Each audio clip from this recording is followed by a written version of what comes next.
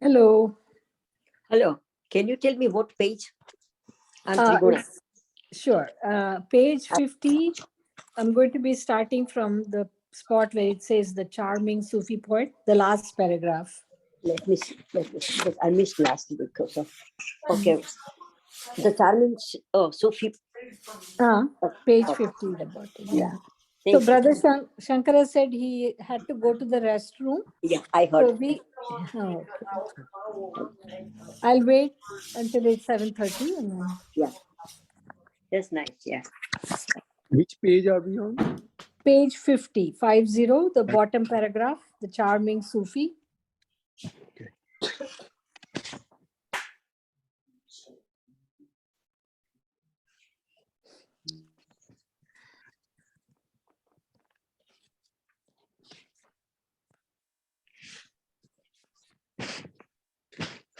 How are you, Swami? How are you, Hamaji?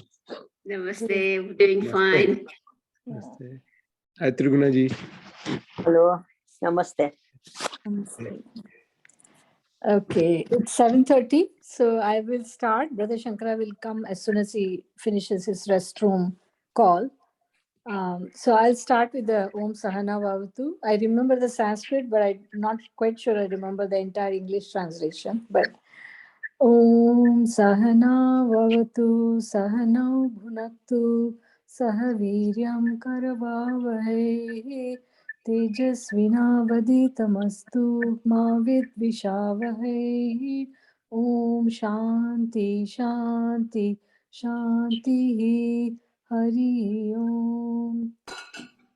I think somewhat the English translation is, may the divine being bless us that we do study the art of spirituality, and may no misunderstandings arise amongst us.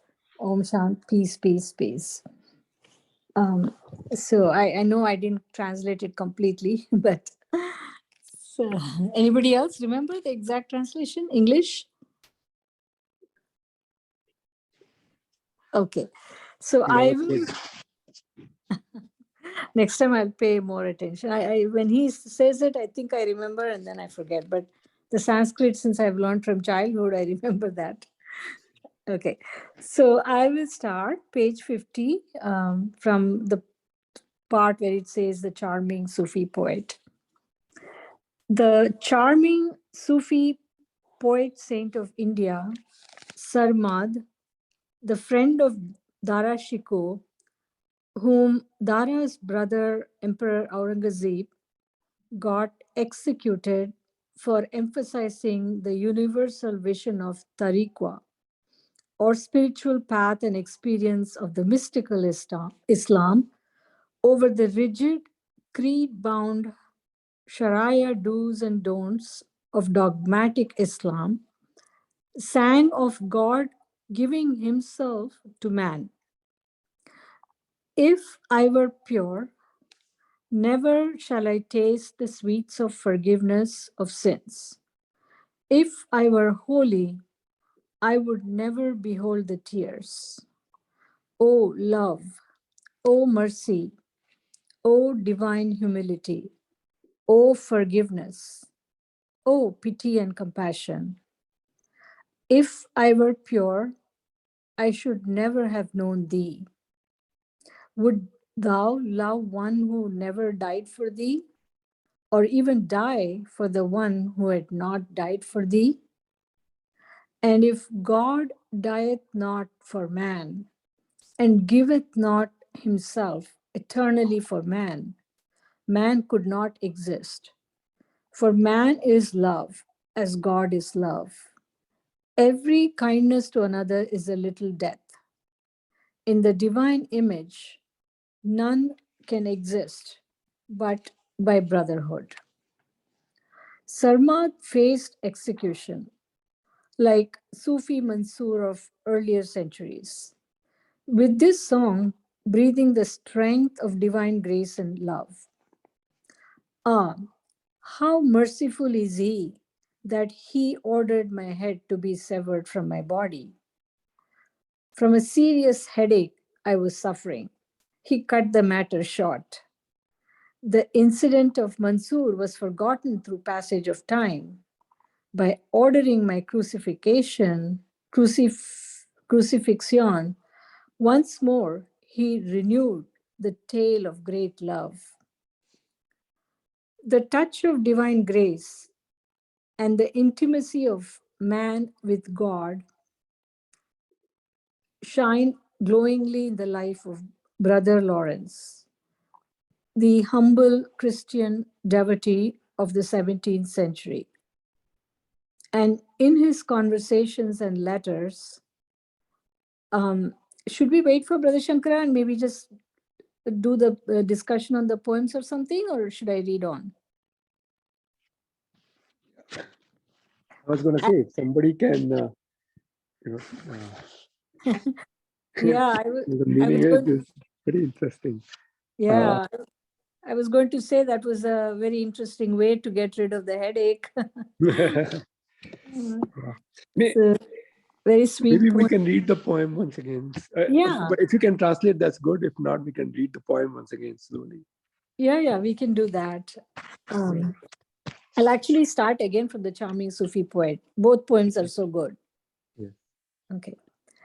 The charming Sufi poet of India, Sarmad, the friend of Dara Shikoh, whom Dara's brother, Emperor Aurangzeb, got executed for emphasizing the universal vision of tariqah, or the spiritual path and experience of the mystical Islam, over the rigid, creed-bound Sharia do's and don'ts of dogmatic Islam, sang of God giving himself to man. If I were pure, never shall I taste the sweets of forgiveness of sins. If I were holy, I could never behold the tears. O love, O mercy, O divine humility, O forgiveness, O pity and compassion. If I were pure, I should never have known thee. Would thou love one who never died for thee, or even die for one who had not died for thee? And if God dieth not for man, and giveth not himself eternally for man, man could not exist. For man is love as God is love. Every kindness to another is a little death. In the divine image, none can exist but by brotherhood. Sarmat faced execution, like Sufi Mansur of earlier centuries, with this song breathing the strength of divine grace and love. Ah, how merciful is he that he ordered my head to be severed from my body. From a serious headache I was suffering. He cut the matter short. The incident of Mansur was forgotten through the passage of time. But by ordering my crucifixion, once more he renewed the tale of great love. Maybe we can now, I mean, I can share what I got from the Sure. poem. And, Yes, please do. yeah. The first one, what I hear is that if I were pure, I would have never done any sin, and then I would have never enjoyed the forgiveness of sin. So it is, it's saying being thankful that I was not pure, that I could have never behold the tears if I were holy. There was no, I mean, there wouldn't have been any sorrow. So it is like I would have missed out on the experiences of these things, of the forgiveness and of the sorrows or tears, had I been completely pure or completely holy. So I think that's what I got, that oh love, oh mercy, oh divine humility, oh forgiveness, oh pity and compassion. If I were pure, I should never have known thee. that if I was like, if I'm, I'm to look, what's coming to my mind is if I was perfect, I wouldn't have even, tried to know God or know, myself or know thee. It is just that because of my imperfection that or of my sorrowness, that I go look for something which is beyond this sorrow. So, or even die for one who had not died for thee, or have a compassion. Like if I was judging everyone, I wouldn't die for my son because he didn't die for, like he's not realized, or I would probably not have a compassion for imperfect people or the people I love. That's what I'm meaning. And if God dies not for men and giveth not himself eternally for man, if God had not, I don't know if I understood this, not died for man and not given himself for man, man could not exist. I don't know what's the relationship, so I'm not very clear. But I like, for man is love, as God is love. And it's I was listening to Sadhguru, and one of the things he came is that we always say, I love this, I love that, I like this, I hate this or that, but it's never about anything else but you are in love, or you are, it is that the feeling you have, it's you are always relating with the other. Oh, I see Brother Shankara is here. Sorry, Yes, Brother Shankara, we took on just sharing what we got out of it, and maybe you can help us what it means. well, what is it that was being discussed? Yes, so we were on page 50, and there was the poem from Sufi Sarmad. Yes. If I were pure, and I was sharing what I could understand from this, but I couldn't get Okay, everything. let's read the poem again.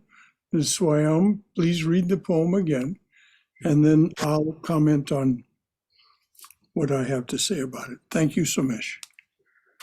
Okay. The charming Sufi poet saint of India, No, you Sarma. don't need to start again there. Just the poem itself, dear. Okay. If I were pure, never shall I taste the sweets of the forgiveness of sins. If I were holy, I could never behold the tears. O love, O mercy, O divine humility, O forgiveness, O pity and compassion. If I were pure, I should never have known thee. Would thou love one who never died for thee, or even die for one who had not died for thee? And if God dieth not for man, and giveth not himself eternally for man, man could not exist. For man is love as God is love. Every kindness to another is a little death. In the divine image, none can exist but by brotherhood. All right. First, the thing to understand about these ecstatic poems from the mystics is that they are not going to be understood intellectually. These are from the imagination and from the heart.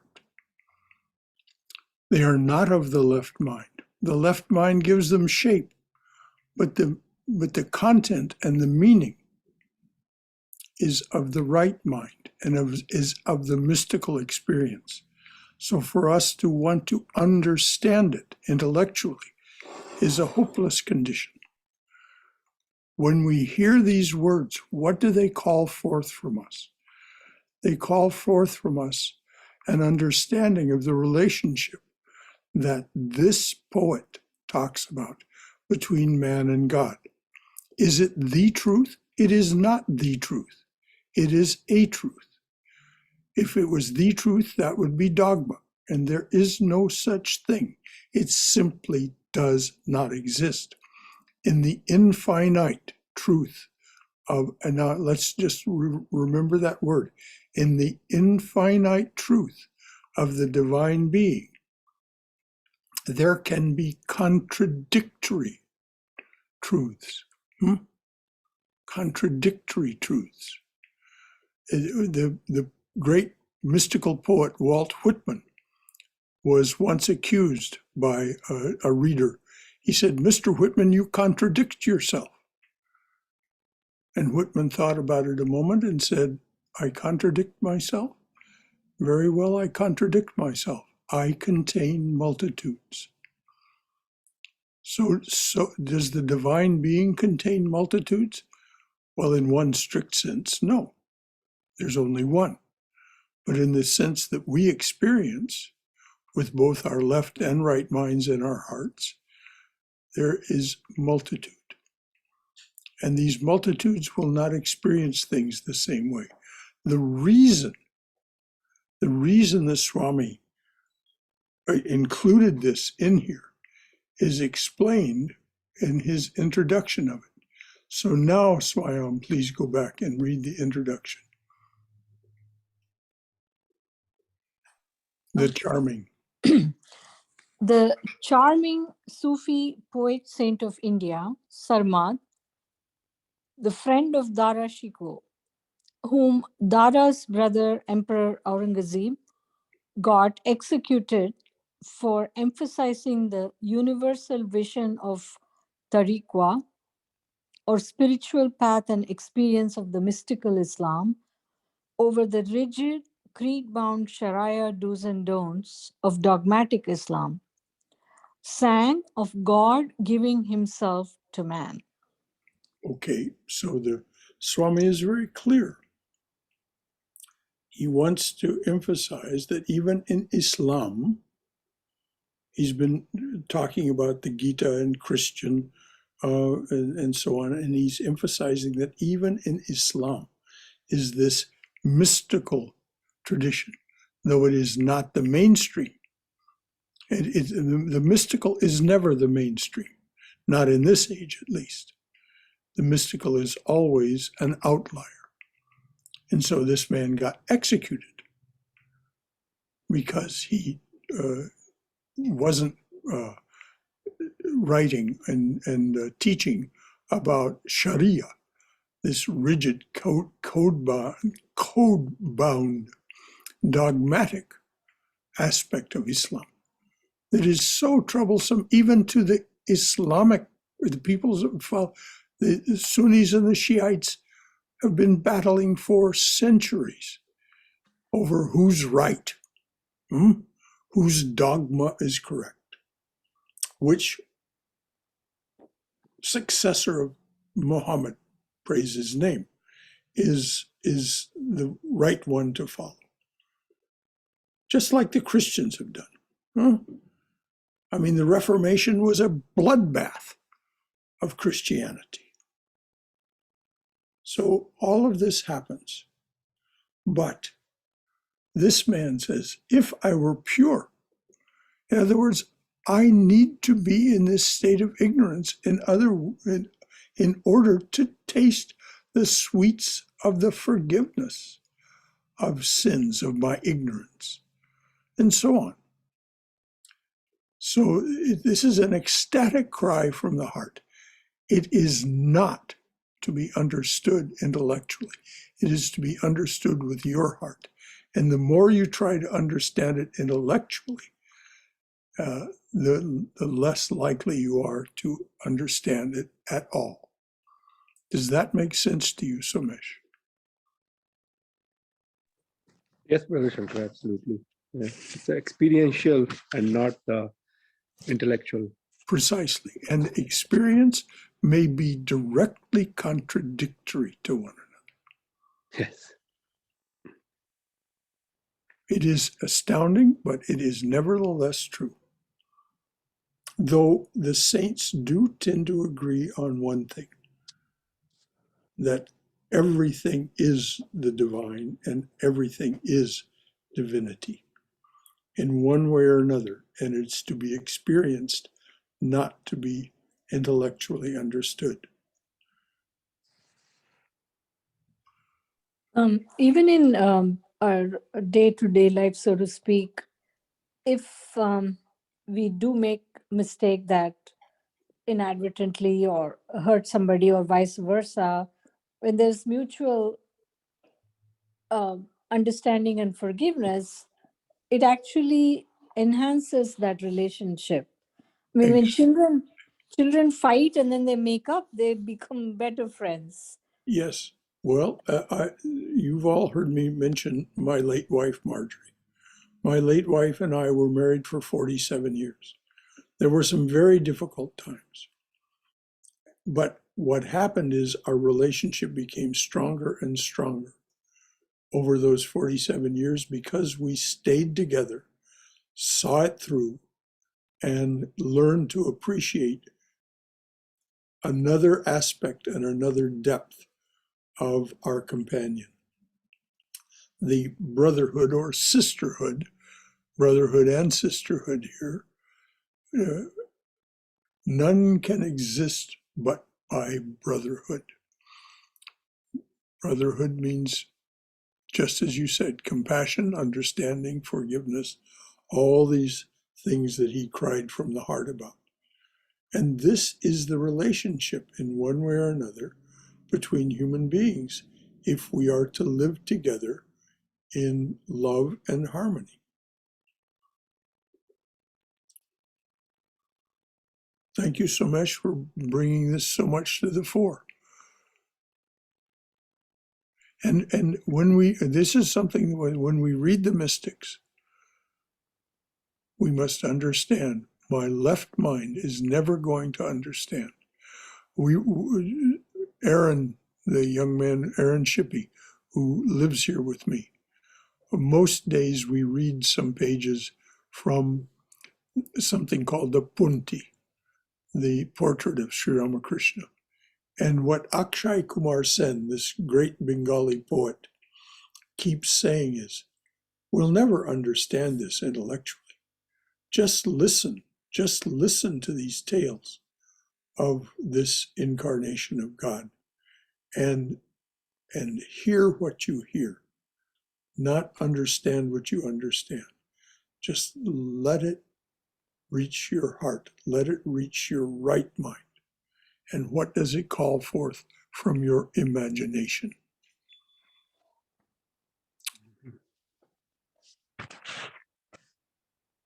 Shankara, I'll share something.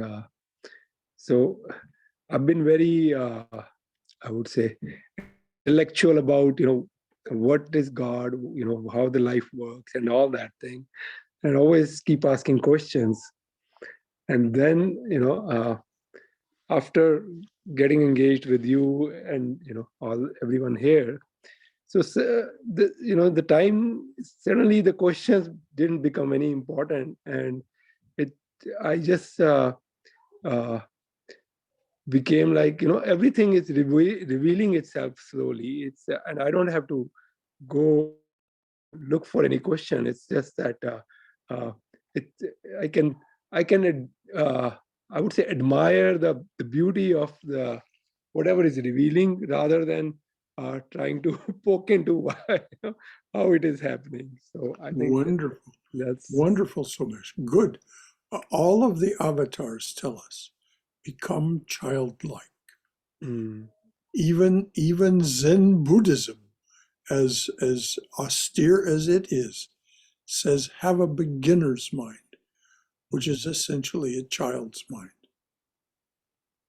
Then things sink deep in us. They get stuck in our left brain. They get stuck. They don't sink deep in us. We know, we remember, particularly if we make an effort to remember. We remember the wonder of childhood and how everything was new. Well, it still is. Everything is changing. This is what we'll talk about on November the 6th. Everything is changing. Everything is changing. How do we deal with this?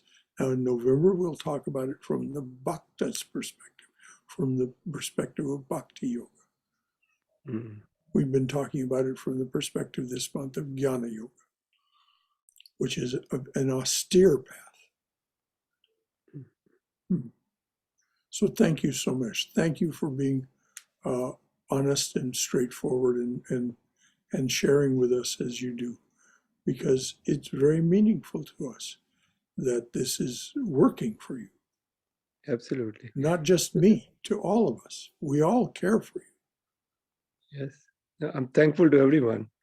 I can see the shift, how I used to go for insight, that, okay, now I got insight and new insight, but didn't make any difference to the life, to my life. No, And the now life it's like, goes it's not on. The insight. life goes. The life has to do with our karma and our samskaras Yeah. and the gunas. You know, we witness our life. Mhm. We think we're the doer. Ha ha! Sri Krishna says, "Don't you be fooled. That is your fundamental delusion. You're not the doer. God alone is the doer. So just be the witness and marvel. Marvel at this incredible universe, this incredible Stardust spacesuit that is our garment. It is just, and yet it's always transforming. From the moment we're conceived till the time that this garment drops away in what we call death, it's changing. Mhm. And so we just watch. We're not doing those changes. We couldn't begin to control all the things that make those changes happen.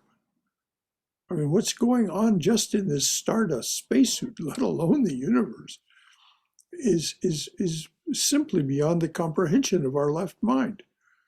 As Swami Prabhupada said, trying to understand it that way through the left mind is like trying to empty the ocean of consciousness with a teaspoon. Hopeless condition, Swami Chaitananda would say. Hopeless condition. Not possible. So we use our our left mind to navigate the activities of our necessary daily life, and to the best of our ability, marvel at it. Either marvel at it from the perspective of the jnani, who marvels at it and says, "I'm not interested. I'm interested in Brahman and Brahman alone. So though this is a marvelous magic show, I'm not interested." And the bhakta says, "No, from my heart, from my temperament, this is something wondrous, and I'm going to witness it from that perspective, and I'm going to engage in it in that perspective." So there's no one way of being about these things. No one way of being. Each of us is unique. As Cindy Craven pointed out the other day, she had the insight. Each of us is made of stardust, yes, but not the dust of even the same stars. There are millions and millions and billions of stars that have exploded over the course of this 13.8 billion years that this business has been going on. And each one of us is made up of a composition that is somewhat different. And that means that the very elements that make us up, though this hydrocarbon may have been made in that star's explosion, it's not exactly the same hydrocarbon that is made in another star's explosion. And the astrophysicists and quantum physicists will tell us that is very true. So anything else before we read on? This has been a productive discussion, I hope. All right. If there's nothing else, then please read on, dear. Okay. Sarmat faced execution like Sufi Mansoor of earlier centuries. Sorry, let me start again. Sarmat faced execution like Sufi Mansoor of earlier centuries with this song, breathing the strength of divine grace and love. Ah, how merciful is he that he ordered my head to be severed from my body. From a serious headache I was suffering. He cut the matter short. The incident of Mansoor was forgotten through passage of Now, time. this is an actual poem written by that man. Okay, so he was celebrating the fact that he was going to be die by being beheaded. Mm.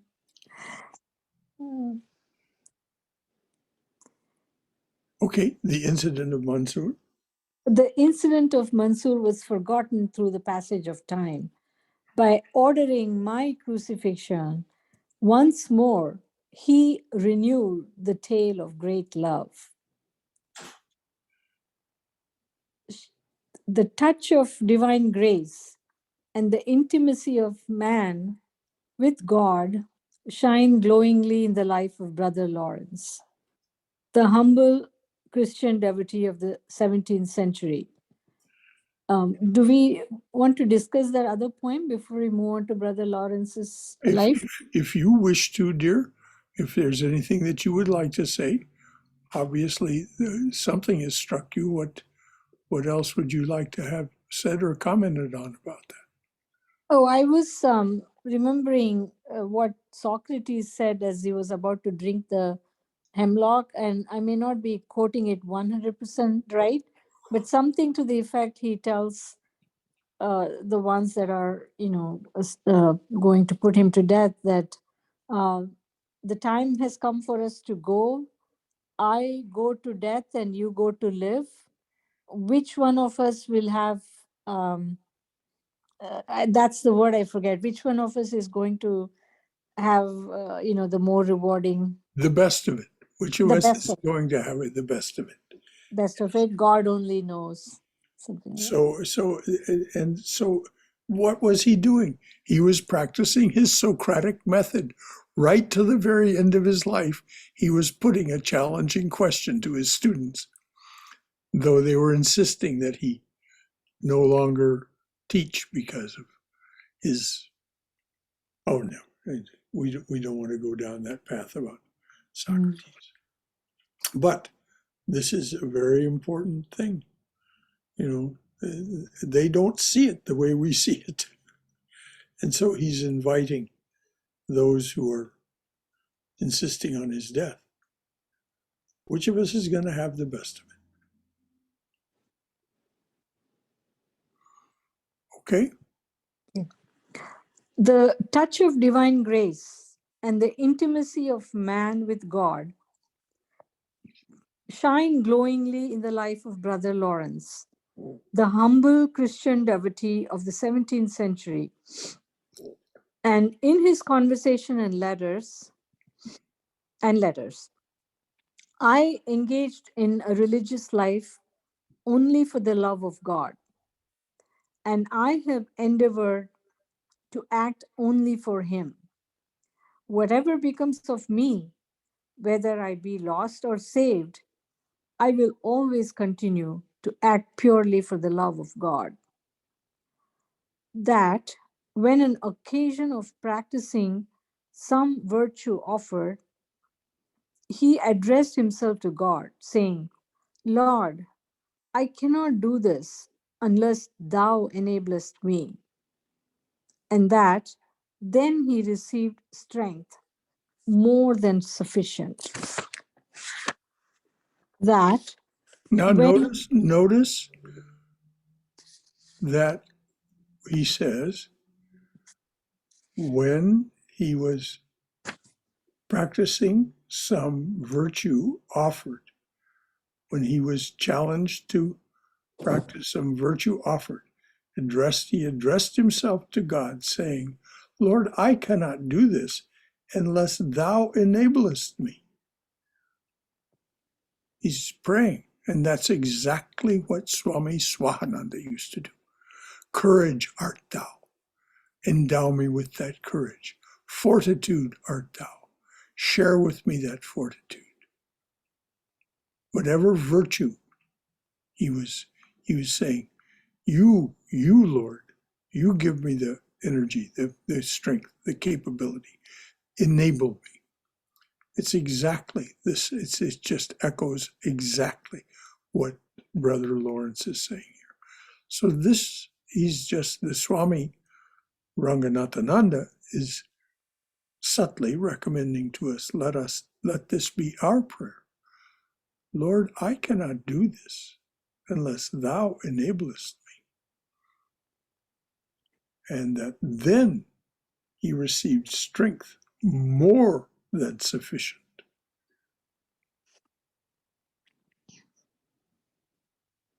Okay, dear, please read on. That when he had failed in his duty, he only confessed his fault, saying to God, I shall never do otherwise, if you leave me to myself. It is you who must hinder my falling and mend what is amiss. That after this, he had himself no further uneasiness about it. Now, this is exactly what Sri Krishna tells us to do in the Gita. Please read that again. What is it when he had some fault in his duty? That when he had failed in his duty, he only confessed his fault, saying to God, I shall never do otherwise, if you leave me to myself. I shall never do otherwise if you leave me to myself. I'll continue to screw up. I'll continue to fail. I'll continue to be faulty. It is you who must hinder my falling and mend what is amiss. So this is what Sri Krishna says to us in chapters 5 and 6. Offer it all to me. Offer it all to me. And Sri Ramakrishna says, if you take God's hand, you may let it go at some time in a challenging situation and fall. But if you extend your hand and say to God, "Oh Lord, take my hand. Oh Lord, pull me on. Without thee I may fall. Without thee I may stray." If this becomes your prayer, then what? And after that, he had himself no further uneasiness about it. And this is exactly what Sri Krishna promises in the Gita. Just a little practice of this karma yoga, which is what this is. This is exactly what Brother Lawrence is describing, karma yoga. Very strong tradition among the Catholics, this karma yoga. Then he had no further uneasiness about it. And Sri Krishna says in the Gita, even a little practice of this yoga will save you from the terrible wheel of rebirth and death. In other words, it will save you from your karma because you stay on that wheel because of your karma. You will have no further uneasiness about it. Powerful, powerful stuff. And it comes from every quarter. It comes from Jesus. It comes from Adi Shankaracharya. It comes from Buddha. It comes from, Sri Ramakrishna, from Krishna, from Ram. All of them, all of them. Anything else while we're paused? Okay, dear, please read on. That our sanctification did not depend upon changing our works, but in doing that for God's sake, which we commonly do for our own. That it was a great delusion to think that the time of prayer ought to differ from other times, that we are strictly obliged to adhere to God by action in the time of action and by prayer in the season of prayer. That his prayer was nothing else but a sense of the presence of God, his soul being at that time insensible to everything but divine love. And that when the appointed times of prayer were past, he found no difference because he still continued with God, praising and blessing him with all his might, so that he passed his life in continual joy. His very countenance was edifying, such a sweet and calm devotion appearing in it, as could not but affect the beholders. And it was observed that in the greatest hurry of business in the kitchen, he still preserved his recollection and heavenly mindedness. This is where he worked, by the way. He served in the monastery kitchen, not as a head cook or anything, the most humble fellow, taking care of the pots and pans and other what we would call scullery work. You know, and he did it all in this same spirit. You can read, there's a book that he wrote. You can read it. It is well worth your time. It was a great favorite of Swami Yogeshananda's and of Swami Swahananda's, come to that. Anything else about this? Okay, please go ahead. Brother Shankar, I was just going to say that this separating the time of prayer and the time of action is so what should I say, common, and the sooner we realize that we should not, or we not should not, it's better for us not to do that. I think the more effective our whole sort of journey begins. Yes, Swami Vivekananda said these words: don't be a shrine rat.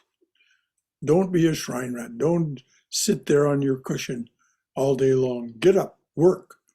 Work in the spirit. Work as worship. And vice versa too, Brother Shankara. We think, oh, when I retire, then I will think about God. Yes. Yes.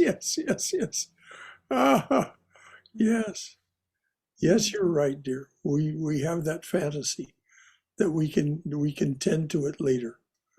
But unless we practice now, we're not going to be any good at it later. And the older you get, the harder it gets. So, and believe me, I know this from firsthand experience, my dears. The older you get, the harder it gets. So practice,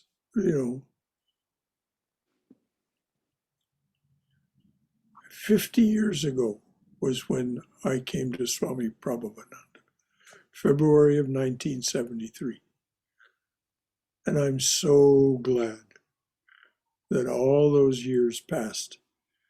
I did what I could, and I listened for years.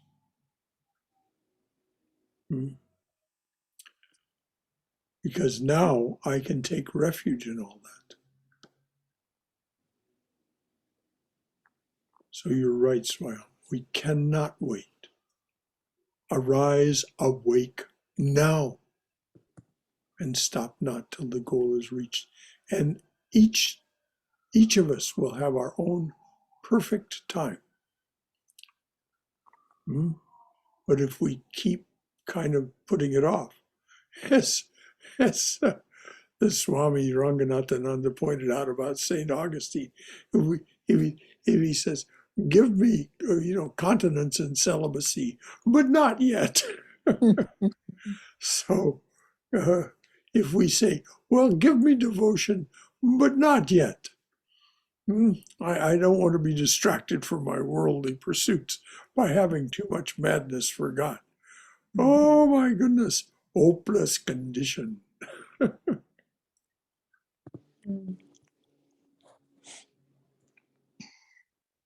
All right, dears, let's go ahead.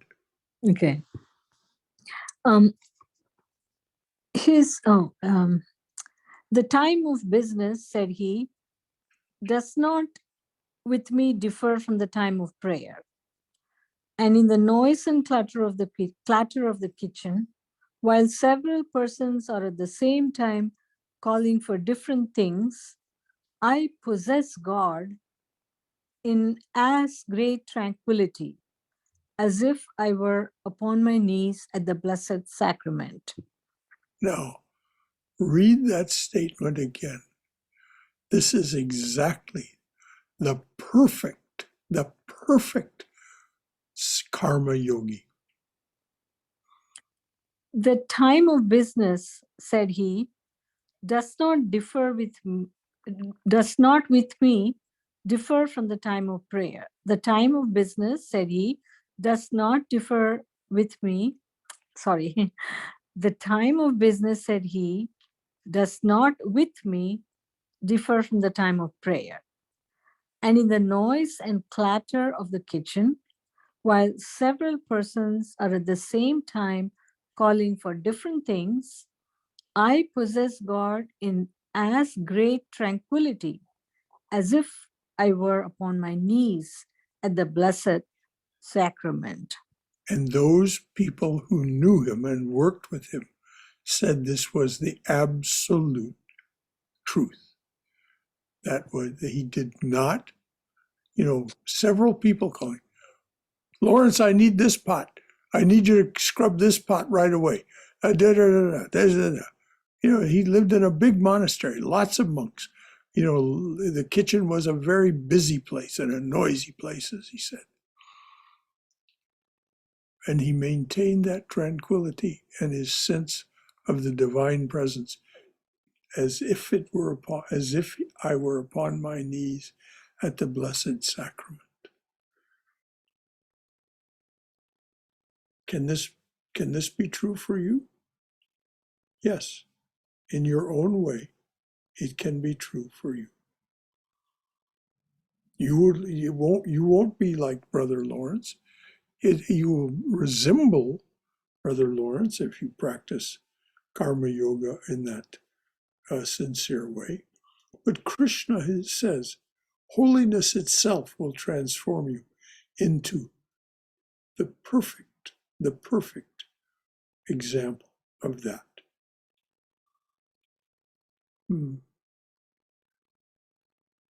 So all of these, as Swami Ranganathananda is pointing out to us, from all these different points of view, he's telling us this is what's so for each of these, and it can be true for you because that divine grace is always blowing.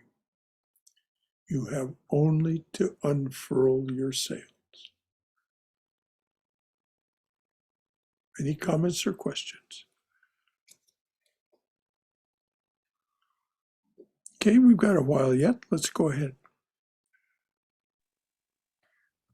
In all such experiences of saints, be they simple cooks of a monastery like Brother Lawrence, or princesses like Mirabai, we can witness the truth of divine grace and its flooding of human life.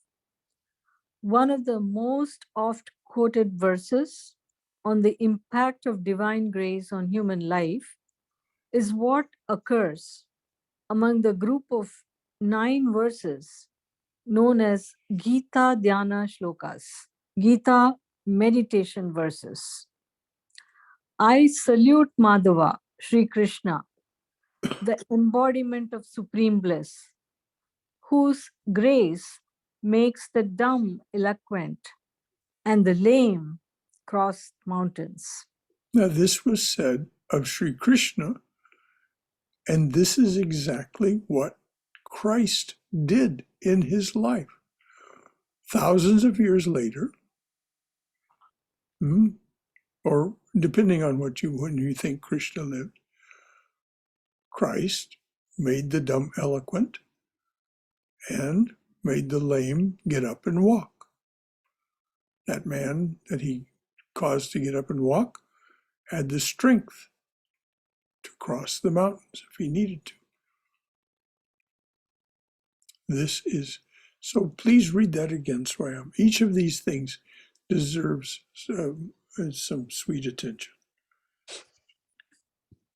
One of the most oft quoted verses on the impact of divine grace on human life is what occurs among the group of 9 verses known as Gita Dhyana Shlokas.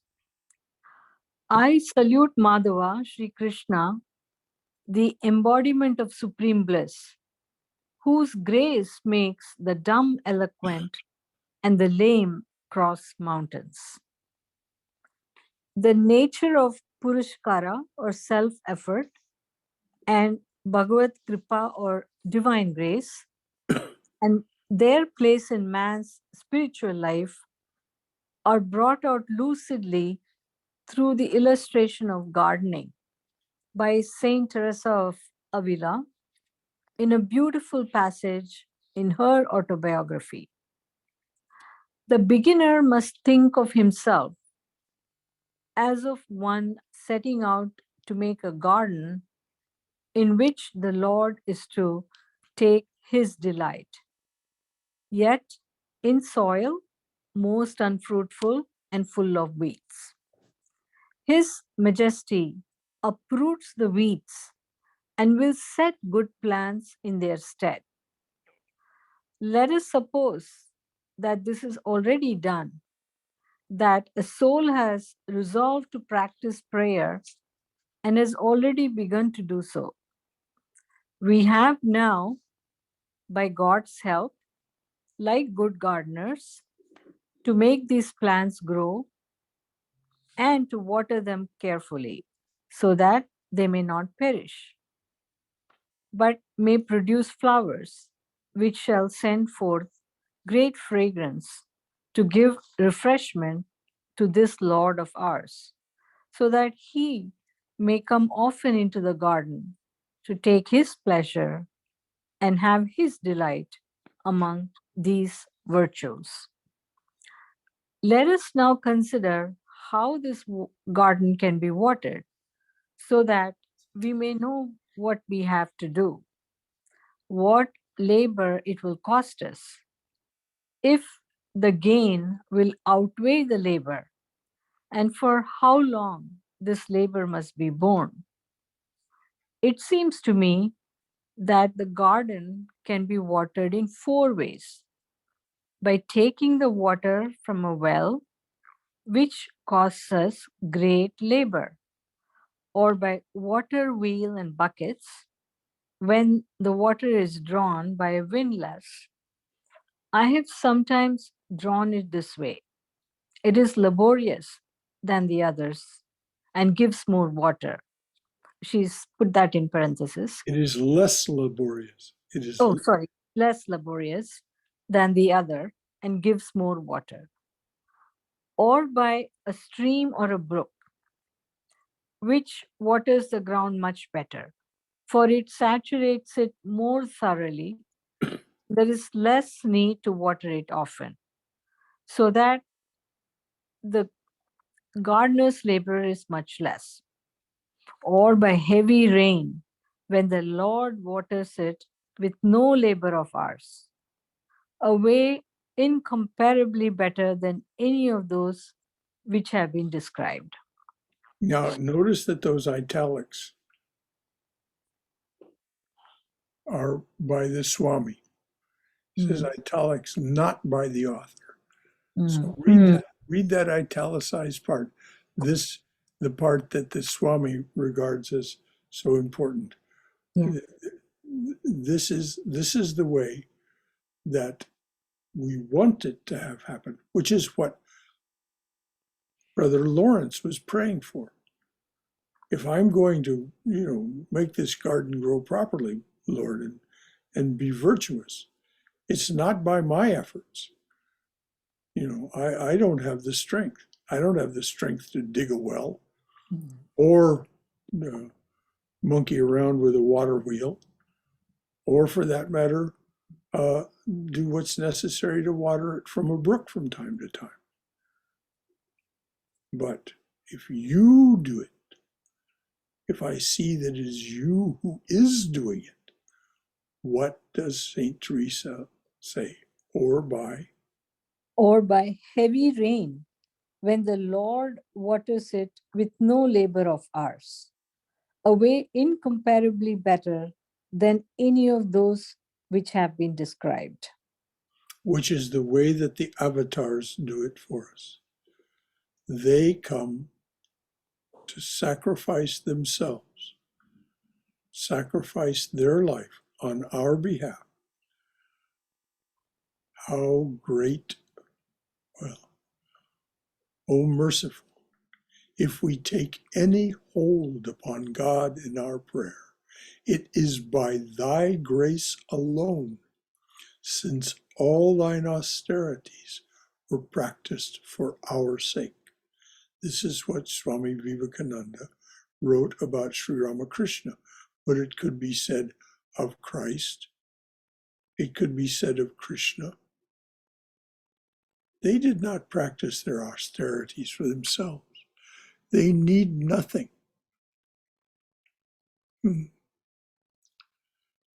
So if we surrender ourselves to them, to one of them, we don't have to think about all of them, just the one that appeals to our heart. And it need not be one of these beings with form, although as Vivekananda points out, that's easiest for us, because it's easiest for our left mind to accept. Our left mind argues with us enough anyway, but it's easier for them to accept that this human being is our friend in this way. The left mind knows about friendship and is comfortable in friendship if it's not too self-centered. Anything else from anyone?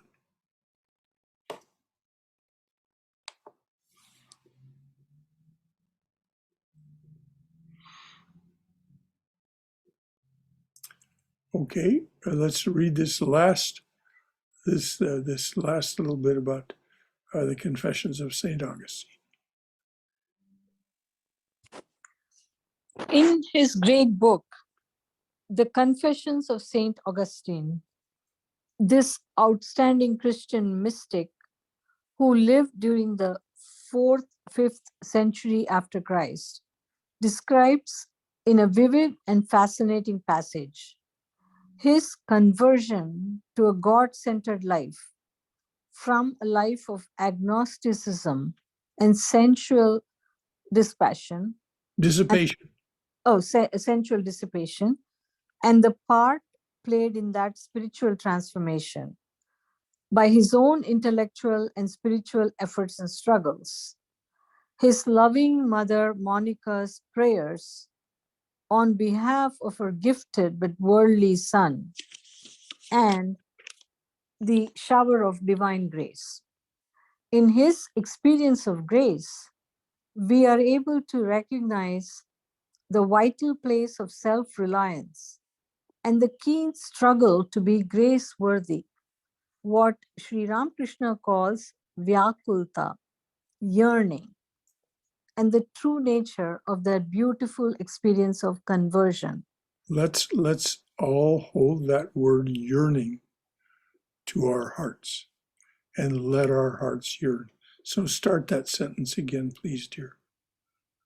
In his experience of grace, we are able to recognize the vital place of self-reliance and the keen struggle to be grace-worthy, what Sri Ramakrishna calls vyakulta, yearning, and the true nature of that beautiful experience of conversion.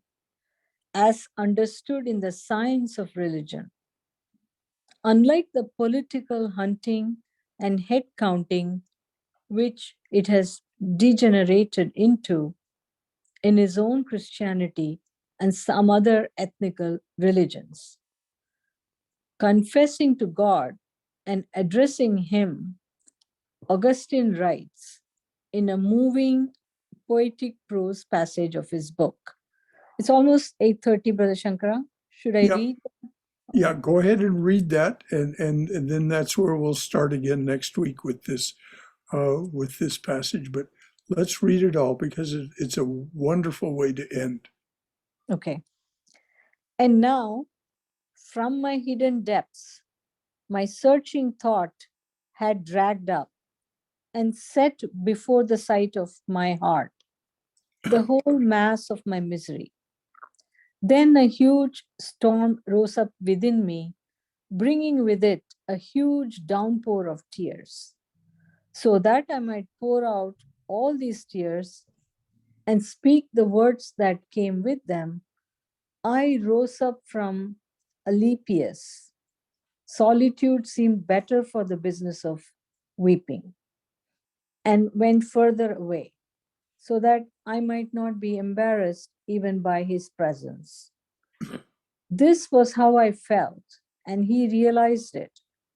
No doubt I had said something or the other, and he could feel the weight of my tears in the sound of my voice.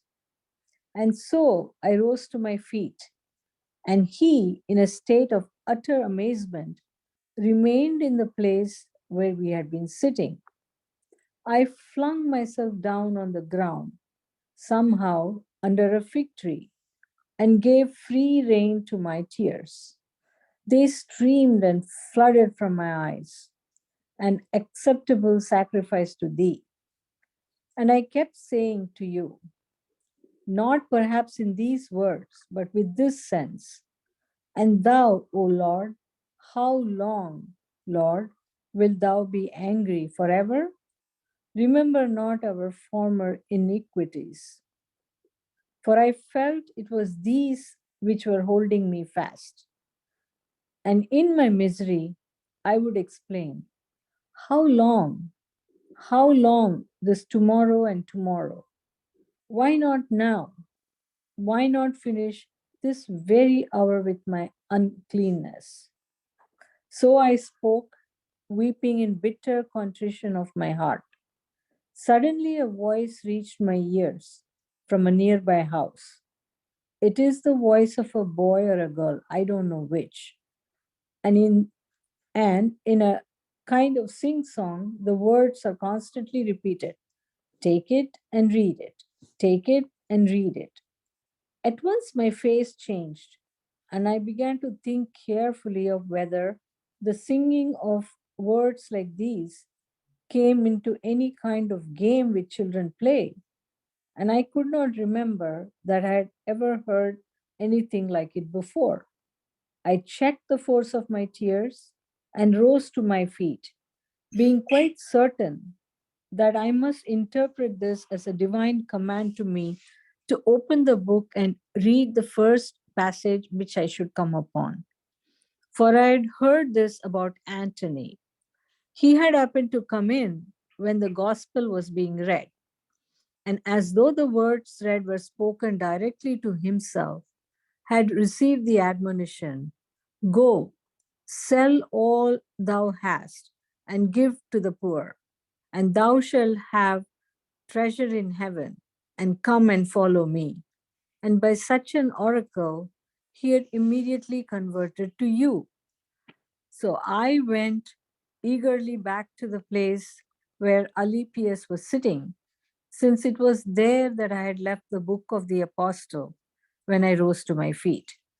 I snatched up the book, opened it, and read in silence the passage upon which my eyes first fell.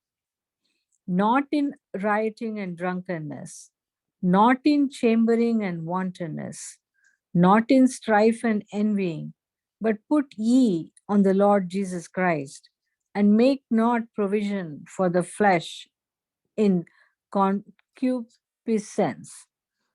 I had no wish to. Concupiscence is dissipation. Dissipation, a life of dissipation. Okay. I had no wish to read further. There was no need to, for immediately I had reached the end of this sentence. It was as though my heart was filled with a light of confidence, and all the shadows of my doubt were swept away. Before shutting the book, I put my finger on some other marker in the place and told Alypius what had happened. By now, my face was perfectly calm, and Alypius, in his turn, told me what had been going on in himself, and which I knew nothing about. He asked to see the passage which I had read. I showed him, and he went on further than the part I had read. Nor did I know the words which followed. They were these: Him that is weak in faith, receive. He applied this to himself and told me so. He was strengthened by the admonition. Calmly and unhesitatingly, he joined me in a purpose and a resolution so good and so right for his character, which had always been very much better than mine. The next thing we do is go inside and tell my mother how happy she is. We describe to her how it all took place, and there is no limit to her joy and triumph. Now she was praising you, who are able to do about that which we ask or think. For she saw that, with regard to me, you had given her so much more than she used to ask for when she wept so pitifully before you. For you converted me to you in such a way that I no longer sought a wife, nor any other worldly hope. I was now standing on that rule of faith, just as you had shown me to her in a vision so many years before. And you had changed her mourning into joy, a joy much richer than she had desired, and much dearer and purer than that which she looked for by having grandchildren of my flesh. Okay. Now, you'll notice that the Swami has devoted a great deal of text to this statement of St. Augustine about how he became convicted in his faith. He became, his doubts, his left mind was silenced by the power of what happened. So that's where we'll start again next week. And I hope you'll have the patience to be with us next week and hear this again, because it is so profound and it so relates to what St. Teresa of Avila said about where do we find the best watering for the garden of our souls.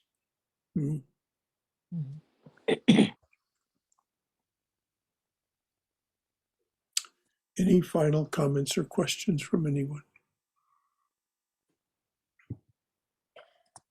I think I'm grateful for whoever prayed for me, and I hope that whoever I pray for will also find their way. This is what Swami Prabhupada said is inevitable, dear. Yeah. There is no separateness between you and the person who prayed for you and the persons who prayed for you, and no separateness between you and those. It only seems that there is separation. So as you are being transformed by holiness, your prayer for the transformation of others will also come real. Because that prayer does not come from your left mind. It comes from the depths of your being, which is the divine presence. All right, dears. So it's 7 minutes after. I'll just say this. Jai Shri Guru Maharaj Ji Ki Jai, Durga Durga Durga. May we be safe. May we be healthy. May we be cheerful. May we have peace of mind.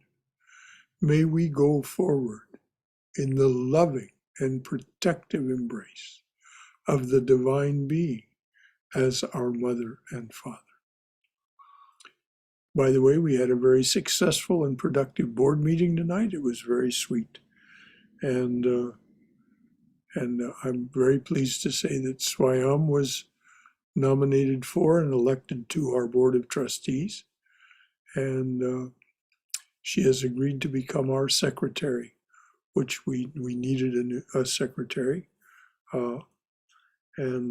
So she'll have recourse to the two previous secretaries, Sujata and Cindy Craven, to give her guidance. And, I'm just so very glad of this, Swami. So very glad of this. And so, Jai Ma, Jai Ma, Jai Ma, Jai Ma. All mythologies and scriptures are your aspects, O Devi. So are all women in the world, endowed with various attributes. And if you'll notice that among the 6 of us, 4 of you are women. Swami Vivekananda said it would be the women who carry this forward in this country. It will be the women who carry this forward. So, Jai Ma, Jai Ma, Jai Ma, Jai Ma. Until next time, dears, which of course will be Saturday. And we'll have a wonderful time then.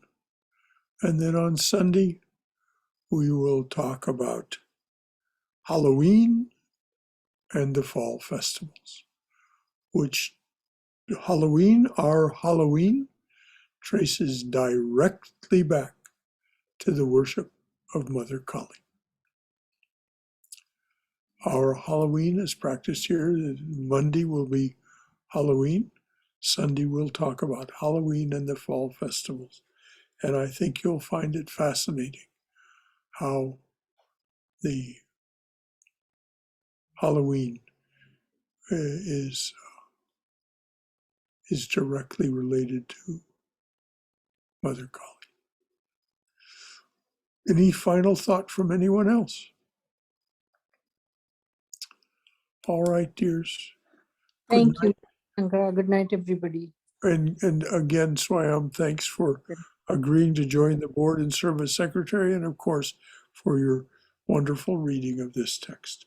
So we'll start with this statement of St. Augustine's next week. Thank you, Brother Shankara. Jai, Jai, Jai, Jai, Jai.